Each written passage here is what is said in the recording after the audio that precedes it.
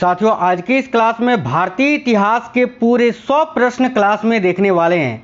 और साथियों, यकीन मानिए ये जो 100 क्वेश्चन आज आपको क्लास में करवाएंगे, ये अब तक बहुत अधिक बार आपके पेपर्स में रिपीट हो चुके हैं। ये क्वेश्चंस आपके एसएससी के सभी एग्जाम्स, रेलवे के सभी एग्जाम्स और कोई भी स्टेट लेवल की पुलिस की एग्जाम की आप तैयारी कर रहे हो, like UP police, Bihar police, MP police, Rajasthan police, Haryana police, सभी एग्जाम्स में बार बार रिपीट हुए हैं। तो आज का ये क्लास बहुत ही कम समय में आपको करवाएंगे। पूरे 100 प्रश्न इस क्लास में रहेंगे और बहुत ही इंपॉर्टेंट और सिलेक्टेड क्वेश्चंस हैं। तो चलिए फिर बिना देरी किए हुए क्लास को शुरू करते हैं। नमस्कार साथियों, मेरा नाम है सुभाष राज और स्वागत है आप सभी साथियों का स्मार्ट स्टडी 2.0 यूट्यूब चैनल पर। तो देखिए, पहला क्वेश्चन है, वह कौन सा प्रथम भारतीय था जो ब्रिटिश संसद के लिए निर्वाचित हुआ।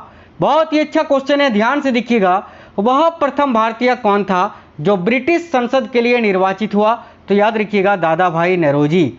देखिए, इस क्वेश्चन का करेक्ट आएगा ऑप्शन नंबर सी, दादा भाई नौरोजी, जिनको भारत का वयोवृद्ध व्यक्ति भी बोला जाता है, the grand old man of India.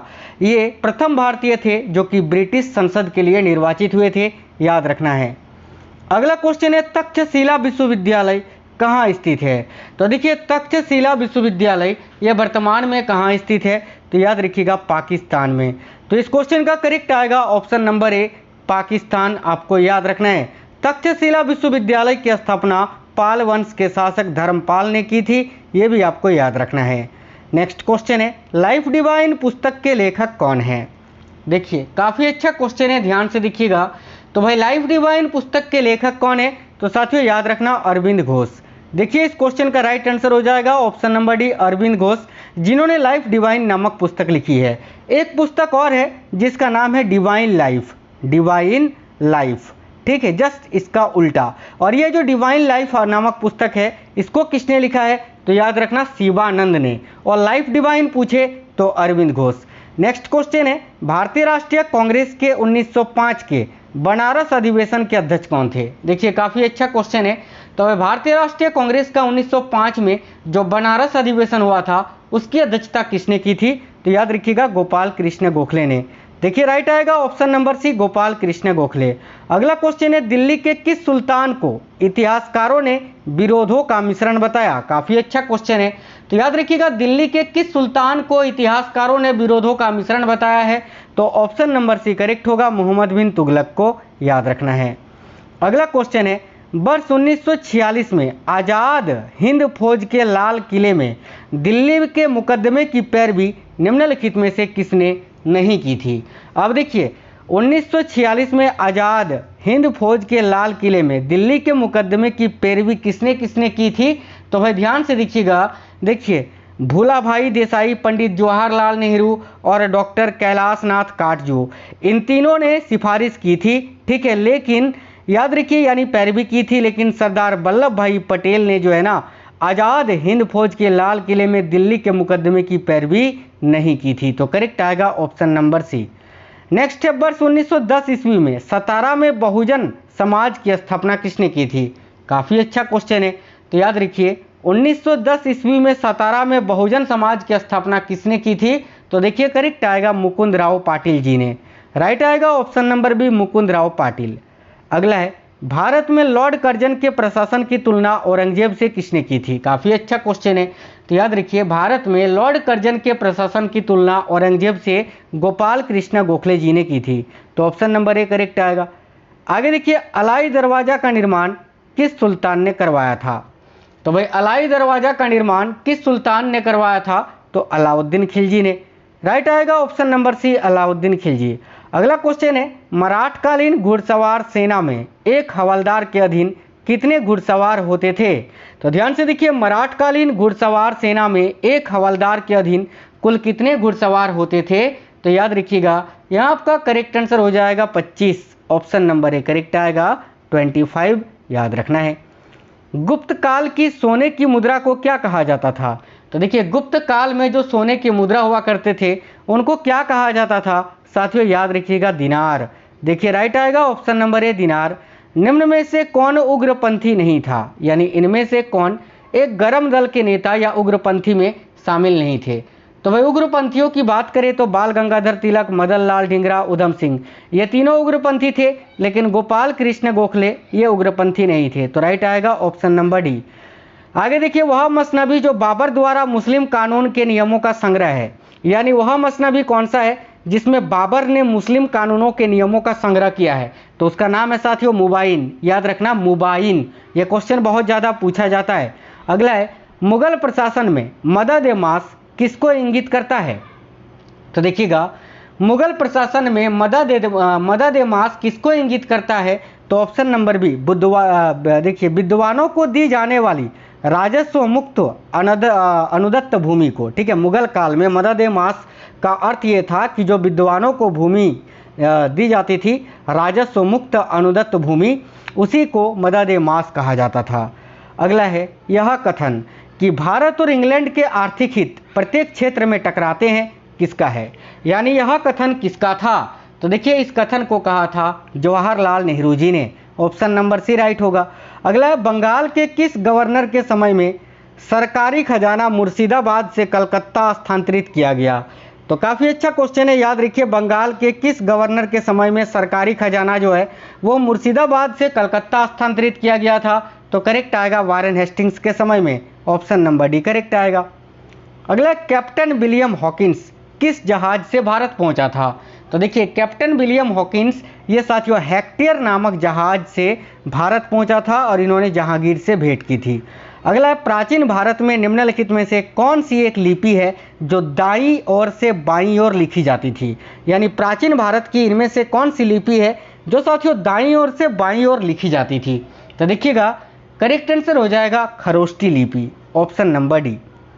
Next है, किसके द्वारा जारी फरमान को अंग्रेज आर्मी ने बंगाल में ब्रिटिश व्यापार का मैग्ना कार्टा बनाया? काफ़ी अच्छा क्वेश्चन है, याद रखिए, किसके द्वारा जारी फरमान को अंग्रेज आर्मी ने बंगाल में ब्रिटिश व्यापार का मैग्ना कार्टा बनाया? तो भाई फर्रुख हसियार द्वारा जारी फरमान को, यानी करेक्ट आएगा ऑप्शन नंबर बी। अगला क्वेश्चन है, कुतुब मीनार के कार्य को किसने पूरा किया? साथियों देखिए, कुतुब मीनार दिल्ली में स्थित है, ये भारत का सबसे ऊंचा मीनार है। इसका निर्माण कार्य शुरू किया था कुतुबुद्दीन ऐबक ने, लेकिन इसको पूर्ण कराया था इल्तुतमिश ने। तो यहाँ राइट आंसर होगा option number C Iltutmish. Buddha ने सर्वाधिक उपदेश कहाँ दिए? यानी गौतम बुद्ध ने सर्वाधिक उपदेश कहाँ दिए थे? तो राइट आएगा ऑप्शन नंबर ए श्रावस्ती में। आगे देखिए, अशोक ने 261 ईसा पूर्व में कलिंग को जीतने के बाद क्या किया था? तो देखिए, अशोक ने 261 ईसा पूर्व में कलिंग को जीतने के बाद भारी रक्तचाप को देखकर युद्ध की नीति को सदा के लिए इन्होंने त्याग दिया था। राइट आएगा ऑप्शन नंबर सी। केवल वह स्तंभ जिसमें अशोक ने स्वयं को मगध का सम्राट बताया है, यानी केवल वह स्तंभ कौन सा है जिसने अशोक को, यानी जिसमें अशोक को स्वयं मगध का सम्राट बताया है? तो देखिए, यहाँ करेक्ट आएगा भाब्रू स्तंभ। Option number D. अगला है, चोलों की पहली सामुद्रिक विजय श्रीलंका विजय करने एवं नौसेना के गठन का श्रेय किसको है? तो भाई चोलों की पहली सामुद्रिक विजय श्रीलंका विजय करने एवं नौसेना के गठन का श्रेय किसको दिया जाता है? तो याद रखिए, राजराजा प्रथम को। Option number B. Next question है, विश्व का पहला गणतंत्र वैशाली में किसके द्वारा स्थापित किया गया था? तो याद रखिएगा, यह आपका करेक्ट आंसर हो जाएगा लिच्छवी के द्वारा। Option number D Lichchhavi. Kumbh Mela को प्रारंभ करने का श्रेय किसे दिया जाता है? साथियों, कुंभ मेला जो प्रत्येक 12 वर्ष के अंतराल पर लगता है भारत के 4 स्थान पर, लेकिन ये जो कुंभ मेला है इसको प्रारंभ करने का श्रेय किसको दिया जाता है? तो याद रखिए, हर्षवर्धन को। ऑप्शन नंबर सी करेक्ट होगा, हर्षवर्धन। अगला है, मराठा मंडल या मराठा राज्य संघ की स्थापना किस पेशवा के समय में हुई थी? तो याद रखिए, मराठा मंडल या मराठा राज्य संघ की स्थापना किस पेशवा के समय में हुई थी? तो बालाजी विश्वनाथ के समय में। ऑप्शन नंबर ए। अगला है, गडकरी विद्रोह जो 1844 में हुआ था, इसका केंद्र कहाँ था? तो भाई देखिएगा, गडकरी विद्रोह का केंद्र था साथियों कोल्हापुर में। ऑप्शन नंबर भी करेक्ट होगा, कोल्हापुर। अगला है, स्वामी विवेकानंद ने रामकृष्ण मिशन की स्थापना किस वर्ष की थी? काफ़ी अच्छा क्वेश्चन है। तो देखिए, स्वामी विवेकानंद जी ने रामकृष्ण मिशन की स्थापना 1896 ईस्वी में की थी। Option number D. निम्नलिखित में से किसका योगदान होम रूल लीग की स्थापना में नहीं था? तो देखिएगा, होम रूल लीग की स्थापना में इनमें से किसका योगदान नहीं था? तो भाई Bal Gangadhar Tilak, Annie Besant, S Subramaniam Iyer, इन तीनों का योगदान था। होम रूल लीग की स्थापना 1916 में हुई थी लखनऊ में, लेकिन टी.एस. ओलकट इसमें शामिल नहीं थे। तो करेक्ट आएगा ऑप्शन नंबर डी। कबीर के गुरु कौन थे? काफ़ी अच्छा क्वेश्चन है। तो देखिए कबीर के गुरु थे साथियों रामानंद, याद रखना ऑप्शन नंबर बी। अगला है भारतीय राष्ट्रीय कांग्रेस के साथ इंडियन एसोसिएशन का विलय कब हुआ था? तो देखिए भारतीय राष्ट्रीय कांग्रेस के साथ इंडियन एसोसिएशन का विलय किस वर्ष हुआ था? तो याद रखिए 1886 में, ऑप्शन नंबर बी। माफ करना, हाँ ठीक है 1886 करेक्ट आएगा। अगला 1946 में बनी अंतरिम सरकार में राजेंद्र प्रसाद के पास कौन सा विभाग था? तो भाई 1946 में जो अंतरिम सरकार बनी थी उसमें डॉक्टर राजेंद्र प्रसाद के पास कौन सा विभाग था?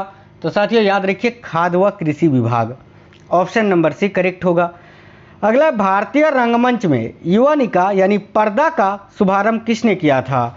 यानी जो थिएटर जब हम जाते हैं मूवी देखने तो जो पर्दा लगा हुआ होता है ना, जिसमें प्रोजेक्टर के माध्यम से हमें छवि चित्र दिखाई देता है, तो इसको किसने प्रारंभ किया था? तो देखिए करेक्ट आएगा यूनानियों ने, ऑप्शन नंबर सी यूनानी। अगला वर्ष 1870 ईस्वी में कलकत्ता में भारतीय सुधार संघ की स्थापना किसने की थी?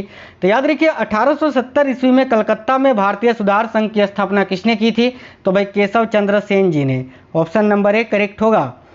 खानदेश राज्य का संस्थापक कौन था? काफ़ी अच्छा क्वेश्चन है, याद रखिए खानदेश राज्य का संस्थापक कौन था? तो Malik Raza Farooqui, option number A. Next है दीनबंधु के नाम से कौन विख्यात था? तो देखिएगा दीनबंधु के नाम से कौन विख्यात था? तो साथियों यहाँ करेक्ट आंसर होगा C.F. एंड्रूज। इनको दीनबंधु कहा जाता था और चितरंजन दास को देशबंधु, याद रखना दोनों अलग अलग हैं, ठीक है। चितरंजन दास को देशबंधु और C.F. एंड्रूज को दीनबंधु। नई फारसी काव्य शैली सबक हिंदी अथवा हिंदुस्तानी गान वादों का सबसे श्रेष्ठ मिश्रण किसको माना गया है? तो देखिए करेक्ट आएगा अमीर खुसरो को, ऑप्शन नंबर डी। नेक्स्ट है आर्य शब्द का शाब्दिक अर्थ क्या होता है? तो साथियों आर्य शब्द का शाब्दिक अर्थ होता है श्रेष्ठ या कुलीन, तो राइट आएगा ऑप्शन नंबर बी। नेक्स्ट है निम्नलिखित में से किस सुल्तान ने फलों की गुणवत्ता सुधारने हेतु उपाय किए थे? तो वह इनमें से कौन सा वो सुल्तान है जिन्होंने फलों की गुणवत्ता को सुधारने हेतु उपाय किया था?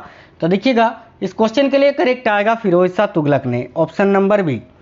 अगला क्वेश्चन है जैन धर्म को अंतिम राजकीय संरक्षण किस वंश के शासकों ने दिया?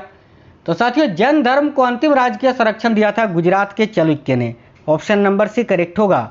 अगला है देखिए उलगुलान यानी महाविद्रोह ये किससे जुड़ा था? तो उलगुलान महाविद्रोह ये साथियों बिरसा मुंडा से जुड़ा हुआ था, option number D Birsa Munda. अगला तबकात नासिरी का लेखक कौन था? तो देखिए तबकात नासिरी का लेखक कौन था? तो मिनहाज उस सिराज, करेक्ट है ऑप्शन नंबर सी। अगला है किस मुगल बादशाह को जिंदा पीर कहा जाता था? काफ़ी अच्छा क्वेश्चन है। तो भाई देखिए इनमें से वो कौन से मुगल बादशाह हैं जिनको जिंदा पीर कहा जाता था? तो याद रखिएगा औरंगजेब को, ऑप्शन नंबर बी राइट होगा औरंगजेब। गुप्तकालीन सिक्कों का सबसे बड़ा ढेर कहाँ से प्राप्त हुआ? तो भाई याद रखिएगा गुप्तकालीन सिक्कों का सबसे बड़ा जो ढेर है ये बयाना भरतपुर से प्राप्त हुआ है, ऑप्शन नंबर ए भरतपुर बयाना। अगला मराठा सचिवालय क्या कहलाता था? तो साथियों मराठों का जो सचिवालय हुआ करता था वो क्या कहलाता था? तो भाई याद रखिएगा करेक्ट आएगा फाद, ऑप्शन नंबर ए। निम्नलिखित में से कनिष्क के समकालीन कौन थे? तो देखिएगा कनिष्क के समकालीन इनमें से कौन थे? तो भाई ये तीनों नागार्जुन, अश्वघोष और Vasumitra, option number B correct हो जाएगा। किस स्थान पर हुए विद्रोह के दमन के दौरान ब्रिटिश सैन्य अधिकारी हैवलॉक की मौत हो गई? तो इनमें से कौन सा वो जगह है जहां के विद्रोह को दमन करते वक्त ब्रिटिश सैन्य अधिकारी हैवलॉक की मौत हो गई थी? तो करेक्ट आएगा लखनऊ में, ऑप्शन नंबर सी लखनऊ। अगला रजिया बेगम को सत्याच्युत करने में किसका हाथ था? तो भाई रजिया बेगम को उनके पद से हटाने में किसका हाथ था? तो साथियों देखिए करेक्ट आंसर क्या हो जाएगा यहाँ आपका? तो तुर्कों का। रजिया बेगम की बात करें तो ये इल्तुतमिश की बेटी थी, ये भारत की प्रथम महिला शासिका थी। इन्होंने 1236 से लेकर 1240 तक दिल्ली पर शासन किया था। सिंधु सभ्यता के घर किससे बनाए जाते थे? तो साथियों देखिएगा काफ़ी अच्छा क्वेश्चन है। तो याद रखिए सिंधु सभ्यता के घर जो है वो टेराकोटा ईंटों से बनाए जाते थे, तो ईंट करेक्ट आएगा। किस मराठा पेशवा को मैकियावेली कहा जाता था? तो राइट आंसर होगा साथियों नाना फडणवीस को, ऑप्शन नंबर ए। अगला रामचरितमानस के लेखक तुलसीदास किसके शासनकाल से संबंधित थे?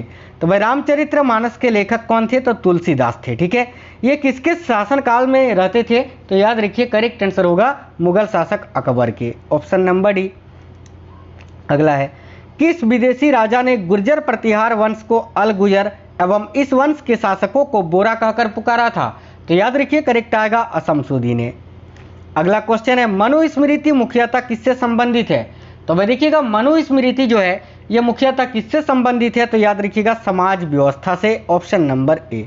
नेक्स्ट है मनुस्मृति, है ना, याद रखना मनुस्मृति मुख्यतः किससे संबंधित है? तो भाई याद रखना यहाँ आपका करेक्ट आंसर होगा कानून से। साथियों माफी चाहते हैं, समाज व्यवस्था नहीं कानून। ठीक है, मनुस्मृति जो है ना ये कानून से संबंधित है, ऑप्शन नंबर बी। किस सिख गुरु ने फारसी में जाफरनामा लिखा था? काफ़ी अच्छा क्वेश्चन है। तो याद रखिए इनमें से वो कौन से सिख गुरु हैं जिन्होंने फारसी में जाफरनामा लिखा था? तो देखिए यहाँ करेक्ट आंसर होगा गुरु गोविंद सिंह जी ने, जो कि सिखों के अंतिम व 10वें नंबर के गुरु थे। देखिए मौखरी शासकों की राजधानी कहाँ थी? काफ़ी अच्छा क्वेश्चन है। तो याद रखिए करेक्ट आएगा कन्नौज में। ठीक है, मौखरी शासकों की राजधानी कन्नौज हुआ करती थी। अकबर के शासन में महाभारत का फारसी भाषा में अनुवाद किया गया था, वह किस नाम से जाना जाता है? तब मुगल शासक अकबर के समय में महाभारत का फारसी भाषा में अनुवाद किया गया था, जो कि साथियों रजमनामा के नाम से जाना जाता है। तो ऑप्शन नंबर बी करेक्ट होगा, रजमनामा। जागीरदारी संकट सर्वप्रथम किस मुगल बादशाह के शासनकाल में उत्पन्न हुई? तो देखिए जागीरदारी संकट जो है ना ये सर्वप्रथम औरंगजेब के समय में उत्पन्न हुई थी, ऑप्शन नंबर सी करेक्ट होगा यहाँ आपका औरंगजेब। अगला है, अभिनव भारत नामक अंग्रेज विरोधी संगठन की स्थापना किसने की थी? तो राइट आंसर होगा बीडी सावरकर जी ने, विनायक दामोदर सावरकर। अगला है, उपन्यास दुर्गेश नंदिनी के लेखक कौन है? तो ये जो उपन्यास है दुर्गेश नंदिनी इसके लेखक कौन है? तो याद रखिए Bankim Chandra Chatterjee, option number D. देखिए कौन से बृहत मंदिर के प्रारंभिक अभिकल्पना तथा निर्माण सूर्यवर्मन द्वितीय के राजकाल के दौरान हुए? तो इनमें से कौन सा बृहत मंदिर है जिसका प्रारंभिक अभिकल्पना तथा निर्माण जो है वह सूर्यवर्मन द्वितीय के राजकाल के दौरान हुए थे? तो याद रखिए करेक्ट आएगा अंकुर वाट। ठीक है, अंकुर वाट का मंदिर। अगला है, जैन धर्म श्वेतांबर एवं दिगंबर संप्रदायों में कब विभाजित हुआ? साथियों जैन धर्म जैसे कि बौद्ध धर्म हीनयान और महायान दो भागों में बट गया था, उसी प्रकार जैन धर्म भी दो भागों में बटा था, श्वेतांबर और दिगंबर में। तो ये जो साथियों जैन धर्म है ये कब दो भागों में विभाजित हुआ था? तो यही आपको बताना है, करेक्ट आएगा चंद्रगुप्त मौर्य के समय में। तीर्थकरों के क्रम में अंतिम कौन थे? तो भाई जैन धर्म में ये जो तीर्थकर शब्द है ये जैन धर्म से संबंधित है, और जैन धर्म में कुल 24 तीर्थकर हुए थे, और 24वें तीर्थकर कौन थे? तो याद रखिए यहाँ आपका करेक्ट आएगा Mahavir Swami, option number D. अगला हमीदा बानो बेगम कौन थी? काफ़ी अच्छा क्वेश्चन है, तो ध्यान से देखिएगा हमीदा बानो बेगम कौन थी? तो ये अकबर की माता का नाम था, ऑप्शन नंबर ए अकबर की माता। होयसाल की राजधानी का क्या नाम है? तो होयसाल साम्राज्य की राजधानी जो है वह द्वार समुद्र में हुआ करती थी, ऑप्शन नंबर सी द्वार समुद्र। कहाँ के शासक की उपाधि सुल्तान उस सर्क यानी पूर्व का स्वामी था? यानी कहाँ के शासकों को पूर्व का स्वामी कहा जाता था? तो देखिए करेक्ट आएगा जौनपुर के, ऑप्शन नंबर ए जौनपुर। अगला है, किस वेद में जादुई माया और वशीकरण का वर्णन है? तो देखिए यहाँ करेक्ट आंसर आपका हो जाएगा साथियों अर्थोवेद में, ऑप्शन नंबर डी। अगला है, बौद्ध ग्रंथ पिटकों की रचना निम्नलिखित में से किस भाषा में की गई थी? तो भाई बौद्ध धर्म जो है पिटक इसकी रचना किस भाषा में की गई थी? याद रखिए पाली भाषा में, ऑप्शन नंबर सी पाली। अगला, कुछ विद्वानों के अनुसार कवि कालिदास किसके राजकवि थे? तो देखिए कवि कालिदास जो है ना ये चंद्रगुप्त द्वितीय यानी चंद्रगुप्त विक्रमदायित्य के राजकवि थे। निम्न राजवंशों में से किसने श्रीलंका एवं दक्षिण पूर्व एशिया को जीता था? तो भाई देखिए यहाँ आपका करेक्ट आएगा चोल ने। ठीक है, ऑप्शन नंबर सी चोल। लाख वक्स के नाम से जाना जाने वाला भारतीय शासक कौन था? तो लाख वक्स किसका उपनाम था साथियों? कुतुबुद्दीन ऐबक का। कुतुबुद्दीन ऐबक जिन्होंने 1206 में गुलाम वंश की स्थापना की थी। अगला है, राजेंद्र चोल द्वारा किए गए बंगाल अभियान के समय बंगाल का शासक कौन था? काफ़ी अच्छा क्वेश्चन है, याद रखिए राजेंद्र चोल द्वारा किए गए बंगाल अभियान के समय बंगाल का शासक था महिपाल प्रथम, ऑप्शन नंबर डी। अगला, मौर्य उत्तर काल में ठीक है किसने भारत में हिंद यूनानी राज्य की स्थापना की थी? तो काफ़ी अच्छा ये भी क्वेश्चन है, याद रखिए करेक्ट आएगा डेमेट्रियस ने, ऑप्शन नंबर ए राइट होगा। महाराष्ट्र के किस सुधारक को लोकहितवादी कहा जाता है? तो साथियों देखिए, महाराष्ट्र के किस सुधारक को लोकहितवादी कहा जाता है? तो ऑप्शन नंबर डी करेक्ट होगा, गोपाल हरिदेश मुख जी को। नेक्स्ट है 641 ईस्वी में किसने चीन के राजा ताइसुंग के पास एक राजदूत भेजा था? तो करेक्ट आएगा हर्षवर्धन, ऑप्शन नंबर डी। अगला क्वेश्चन है सर्व राजच्छेता यानी सभी राजाओं को उखाड़ फेंकने वाला की उपाधि किसने धारण की थी? तो यहाँ आपका करेक्ट आंसर हो जाएगा समुद्रगुप्त ने, option number C Samudragupta. Next है महाविभाष शास्त्र के रचयिता कौन है? तो भाई देखिएगा साथियों, महाविभाष शास्त्र के रचयिता कौन है? याद रखिए वसुमित्र, ऑप्शन नंबर ए। अगला उड़ीसा नरेश प्रताप रुद्र किस वैष्णव संत का शिष्य था? काफी अच्छा क्वेश्चन है, याद रखिए उड़ीसा नरेश प्रताप रुद्र ये किस वैष्णव संत का शिष्य था? तो करेक्ट आएगा चैतन्य का, ऑप्शन नंबर ए चैतन्य। नेक्स्ट है किस बादशाह के अंतर्गत मुगल सेना में सर्वाधिक हिंदू सेनापति थे? तो देखिए वह बादशाह कौन थे जिसके अंतर्गत मुगल सेना में सर्वाधिक हिंदू सेनापति थे? तो भाई याद रखिएगा औरंगजेब, ऑप्शन नंबर डी। अगला अजय पाल कहाँ के संस्थापक थे? तो अजय पाल ने किसकी स्थापना की थी? तो अजमेर की, ऑप्शन नंबर सी अजमेर। विशुद्ध गांधीवादी तरीके से लड़ा गया पहला आदिवासी अहिंसक विद्रोह कौन सा था? काफी अच्छा क्वेश्चन है, याद रखिएगा विशुद्ध गांधीवादी तरीके से लड़ा गया पहला आदिवासी अहिंसक विद्रोह कौन सा था? तो भाई टाना भगत आंदोलन। नेक्स्ट क्वेश्चन है निम्नलिखित में से किस सुल्तान ने निजामुद्दीन औलिया से, ठीक है, निम्नलिखित में से किस सुल्तान ने निजामुद्दीन औलिया से भेंट करने से इनकार कर दिया था? तो देखिए यहाँ करेक्ट आंसर हो जाएगा option number A Jalaluddin Firoz Khilji ने। आगे देखिए अगला है मुगल सत्ता की पुनर्स्थापना हुमायूं ने कब की थी? वैसे मुगल वंश की स्थापना 1526 में बाबर ने की थी साथियों, लेकिन मुगल सत्ता की पुनर्स्थापना किसने की थी? तो देखिए करेक्ट आएगा हुमायूं ने, और कब? तो 1555-56 ईस्वी में। अल्बुकर्क ने बीजापुर के किस सुल्तान से गोवा को छीना था? काफ़ी अच्छा क्वेश्चन है, याद रखिए अल्बुकर्क ने बीजापुर के किस सुल्तान से गोवा को छीना था? तो अली आदिल शाह ने, ऑप्शन नंबर बी। आज़ादी की पहली लड़ाई जो कि 1857 में हुई किसने भाग नहीं लिया था? तो तत्या टोपे, लक्ष्मीबाई, बहादुर शाह द्वितीय, जफर, इन तीनों ने भाग लिया था। भगत सिंह उस समय तो जन्मे भी नहीं थे, तो राइट आएगा option number D Bhagat Singh ने भाग नहीं लिया था। अगला क्वेश्चन है निम्नलिखित विद्वानों में से हड़प्पा सभ्यता का सर्वप्रथम खोजकर्ता कौन था? तो देखिए निम्नलिखित विद्वानों में से हड़प्पा सभ्यता का सर्वप्रथम खोजकर्ता था दयाराम साहनी। इन्होंने 1921 में हड़प्पा सभ्यता की खोज की थी। अगला पांडिचेरी के गवर्नर जनरल बनने के पूर्व डुप्ले कहाँ का गवर्नर नियुक्त किया गया था? तो भाई पांडिचेरी के गवर्नर जनरल बनने के पूर्व डुप्ले कहाँ का गवर्नर नियुक्त किया गया था?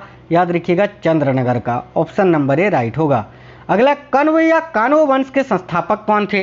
तो साथियों देखिए कण्व या कानो वंश के संस्थापक कौन थे? तो याद रखिएगा वसुदेव, ऑप्शन नंबर ए राइट आंसर है। अगला है कवि बाणभट्ट कहाँ का निवासी था? तो याद रखिए काफ़ी अच्छा क्वेश्चन है, याद रखिएगा थानेश्वर का। आगे देखिए बुद्ध की खड़ी प्रतिमा निम्न में से किस काल में बनाई गई? तो भाई गौतम बुद्ध की जो खड़ी प्रतिमा है ये कुषाण काल में बनाई गई थी साथियों, याद रखिए ऑप्शन नंबर बी। अगला है हर्यक वंश के किस शासक को कुनिक कहा जाता था? तो देखिए हर्यक वंश के किस शासक को कुनिक कहा जाता था? याद रखिए करेक्ट आएगा अजातशत्रु को, ऑप्शन नंबर सी। अकबर के काल में महाभारत का फारसी भाषा में अनुवाद किया, ये किसके निर्देशन में हुआ था? तो करेक्ट आंसर हो जाएगा यहाँ आपका फैजी के निर्देशन में, ऑप्शन नंबर डी। अगला एहोल का लाड़खां मंदिर किस देवता को समर्पित है? तो देखिए एहोल में ये जो लाड़खां मंदिर है ये किस देवता को समर्पित है? याद रखिएगा सूर्य देवता को, ऑप्शन नंबर सी। अगला है मालती माधव के लेखक कौन थे? तो साथियों देखिए मालती माधव के लेखक कौन थे? याद रखिएगा भवभूति, ऑप्शन नंबर बी। अगला है गोत्र व्यवस्था प्रचलन में कब आई थी? काफ़ी अच्छा क्वेश्चन है, याद रखिए गोत्र व्यवस्था ये कब प्रचलन में आई थी? तो उत्तर वैदिक काल में। रामचरित की रचना किसने की थी? यहाँ पर ध्यान देना, यहाँ रामचरित्र मानस आपसे नहीं पूछा है, ठीक है, केवल रामचरित पूछा है। तो रामचरित की रचना संध्याकर जी ने की थी। यहीं अगर रामचरित्र मानस की रचना किसने की अगर पूछे तो याद रखना तुलसीदास ने की थी। रामचरित्र मानस की लेखा तुलसीदास और रामचरित के लेखक संध्याकर जी। शिवाजी के राजनीतिक गुरु एवं संरक्षक कौन थे? तो साथियों देखिए शिवाजी के राजनीतिक गुरु एवं संरक्षक कौन थे? तो याद रखिए करेक्ट आएगा Dadaji Kondadev, option number C. Vijayanagara के किस शासक की उपाधि गजबेतकर थी?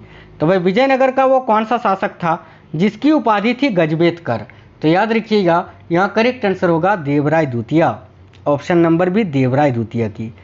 1 नवंबर 1858 को महारानी विक्टोरिया का घोषणा पत्र इलाहाबाद में पढ़कर सुनाया था किसने?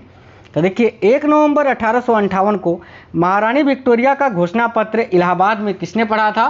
तो करेक्ट आएगा लॉर्ड कैनिंग ने, option number B Lord Canning. अंतिम क्वेश्चन है इस क्लास का कि शारदा अधिनियम 1929 के अंतर्गत लड़कियों एवं लड़कों के विवाह की न्यूनतम आयु क्रमशः कितनी निर्धारित की गई थी? तो साथियों शारदा एक्ट जो कि 1929 में पारित हुआ था, इसके अंतर्गत लड़कियों के लिए विवाह की न्यूनतम आयु 14 वर्ष थी और लड़कों के लिए 18 वर्ष। तो करेक्ट आएगा ऑप्शन नंबर बी। साथियों आज की इस क्लास में भारतीय इतिहास के पूरे 100 प्रश्न आपको कराएं। अगर आपने पूरा क्लास देखा है तो आपको पता चल गया होगा ये क्वेश्चंस कितने इंपॉर्टेंट थे। और साथियों इस क्लास को अपने 5 दोस्तों के साथ जरूर शेयर करिए। क्लास अगर पसंद आया है तो एक लाइक जरूर करना। आप में से कोई भी साथी नए हैं तो चैनल को सब्सक्राइब करके बेल आइकन ऑन कर लीजिएगा। चलिए तो मिलेंगे आपसे अगली वीडियो में, तब तक के लिए जय हिंद, वंदे मातरम साथियों।